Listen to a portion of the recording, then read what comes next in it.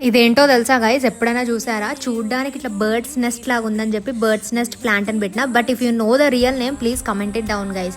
So ఇది యాక్చువల్గా కొన్ని మంత్స్ కింద ఒక నర్సరీ నుంచి తెచ్చినాం. అప్పుడు తెచ్చినప్పుడు మంచిగా ఉండే అండ్ రోజు వాటర్ పట్టినప్పుడు కూడా బాగానే ఉండే అనమాట. సడన్గా ఏమైందో కొన్ని డేస్ నుంచి బాగా ఇట్లా ఎండిపోతుంది అండ్ లీవ్స్ కూడా మొత్తం ఇట్లా పడిపోతున్నాయి అనమాట ఆ పాట్ల నుంచి.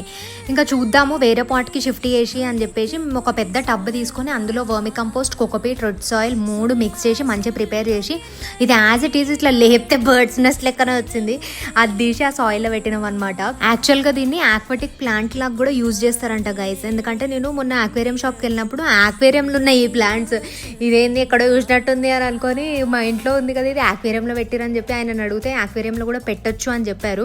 మా ఇంట్లో ఆక్వేరియం ఆల్రెడీ ఉంది. So I'm going to try keeping it in the water. But for now అయితే మట్టిలో కొంచెం మంచిగా హెల్దీ అయ్యే వరకు ఉంచుదాం అని చెప్పి టబ్లో గ్రో చేస్తున్నాం. 3 days కి అయితే చిన్న చిన్న లీవ్స్ వచ్చినాయి.